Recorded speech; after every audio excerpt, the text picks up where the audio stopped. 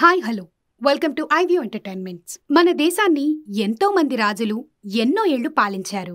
మొఘలులు, చోళులు, రాజ్పుట్లు ఇలా రకరకాల రాజవంశీయులు ఒక్కో ప్రాంతంలో పాలించారు. వారిలో చరిత్రలో ఎప్పటికీ గుర్తుండిపోయేవారు రాజ్పుట్లు. వారు వారి పరిపాలన వల్ల, ఆడవారికి ఇచ్చిన గౌరవం వల్ల, నిర్మాణ చాతుర్యం వల్ల చరిత్ర స్మృతుల్లో ఎప్పుడూ చర్చనీయాంశంగానే ఉంటారు. మన భారతదేశంలో అందమైన అతిపెద్ద కోటలు కలిగిన రాష్ట్రంగా రాజస్థాన్కు ప్రత్యేక గుర్తింపు ఉంది. ముఖ్యంగా జోధ్పూర్లోని మెహ్రన్గర్ కోట దేశ విదేశీ పర్యాటకుల్ని ఆకర్షిస్తుంది. కానీ ఈ కోట ఒక శాపాన్ని ఎదుర్కొందన్న విషయం మీలో ఎంతమందికి తెలుసు? దీని వెనుక ఒక ఆసక్తికరమైన కథ ప్రచారంలో ఉంది. ఒక మనిషి ప్రాణత్యాగం కారణంగా ఈ అద్భుతమైన కోట రూపుదిద్దుకుందంటే మీలో ఎంతమంది నమ్ముతారు? మెహ్రన్గర్ కోట గురించి మనకి తెలియని అంశాలను ఈ వీడియోలో తెలుసుకుందాం. రాజస్థాన్లో జైపూర్ తర్వాత అంతటి పేరుగరించిన రెండవ నగరం జోధ్పూర్. ఇది తార్ ఎడారి భూభాగంలో ఉంది.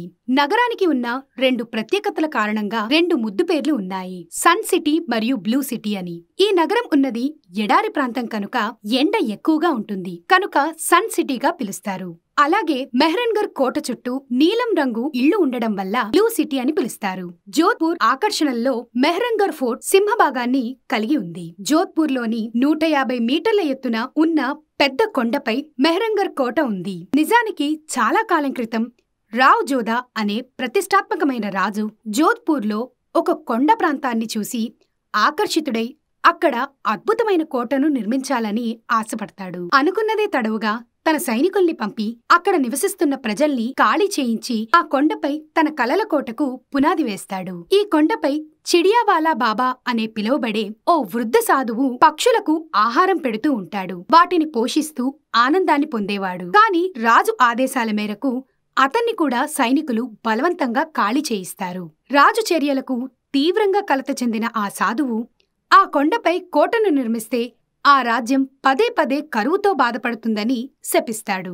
ఈ శాపం గురించి తెలుసుకున్న రాజు భయానికి గురవుతాడు. ఆ రాజు చిడియావాలా బాబా కాళ్లమీద పడి క్షమాపణ కోరతాడు. అయితే తన శాపాన్ని వెనక్కి తీసుకోవడం కుదరదని, కాని కొంతకాలానికి దీన్ని ఆపడం సాధ్యమవుతుందని ఒక పరిష్కార మార్గం చెబుతాడు. రాజ్యానికి చెందిన ఎవరైనా ఇక్కడ ఉద్దేశపూర్వకంగా సజీవంగా సమాధి కావాలని సూచిస్తాడు. కాని అటువంటి మనిషిని వెతకడంలో రాజు విఫలమవుతాడు. రాజారాం మేఘ్వాల్ అనే గొప్ప మనసుగల వ్యక్తి తన జీవితాన్ని త్యాగం చేయడానికి ముందుకు వస్తాడు. ఆయనను ఒక పవిత్రమైన రోజున పవిత్రమైన స్థలంలో సజీవంగా సమాధి చేసి దానిపై 1459లో మెహ్రన్గర్ కోటను నిర్మించారు. రాజారాం మేఘ్వాల్ చేసిన గొప్ప త్యాగానికి నివాళి అర్పించడానికి కోట స్థలంలో అతని సమాధిపై ఇసుకరాయి స్మారక చిహ్నంను నిర్మించారు. ఇక్కడికి వచ్చే సందర్శకులు రాజారాం గొప్పదనం గురించి తెలుసుకునే విధంగా ఆ రాయిపై ఆయన పేరు, ఖననం చేసిన తేదీ, ఇతర సంబంధిత వివరాలు చెక్కారు. కోట గోడపై సతీ చేతి ముద్రలు, కూడ్య చిత్రాలు ఉంటాయి. అవి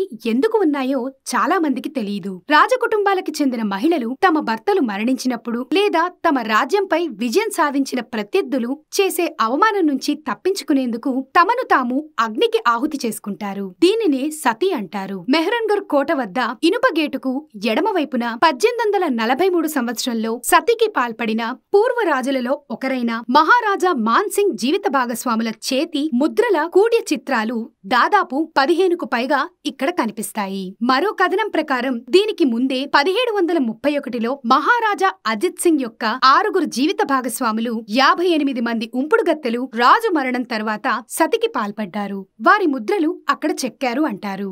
ఈ కోట ఎంతో ఎత్తైన మరియు అందమైన స్థలం. ఇక ఈ కోటలోకి వెళ్లడానికి 7 ద్వారాలు ఉన్నాయి. వాటిలో రెండో ద్వారంలో యుద్ధాలలో ఫిరంగులకు దెబ్బతిన్న గోడల మీద మచ్చలను గమనించవచ్చు.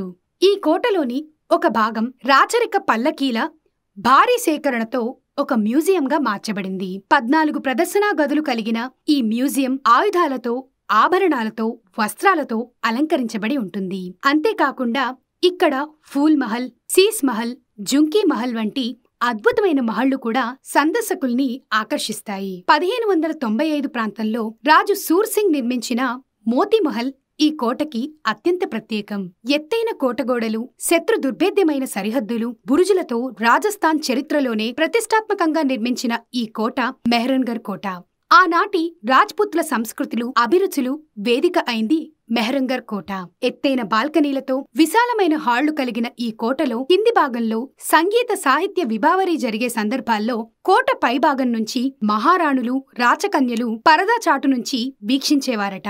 రాజ్ జోదా నిర్మించిన చాముండీదేవి ఆలయం మరో ఎత్తు. ఇప్పటికీ ఇక్కడ దసరా ఉత్సవాలు అంగరంగ వైభవోపేతంగా జరుగుతూ ఉంటాయి. అయితే 2008 సెప్టెంబర్ 30న చాముండీదేవి ఉత్సవాల్లో భక్తజన సందోహం కిక్కిరిసిపోయింది. అప్పుడు జరిగిన తొక్కిసలాటలో సుమారు 249 మంది మరణించారు. 400 మందికి పైగా గాయపడ్డారు. ఇది చరిత్రలోనే మర్చిపోలేని సంఘటన. ప్రతి కట్టడానికి ఓ కథ ఉంటుంది. ప్రతి కథ నాటి చరిత్రను మనకి గుర్తు చేస్తుంది. శాపంతో మొదలై అందమైన భవనంలా ఉంటూ ఒక అద్భుతమైన చరిత్ర కట్టడాల్లో ఒకటిగా మిగిలిన ఈ మెహరంగర్ కోట ప్రతి ఒక్కరూ చూడాల్సిన ప్రదేశం. ఇటువంటి మరెన్నో వీడియోస్ కోసం please like, share, comment and subscribe to iView entertainments.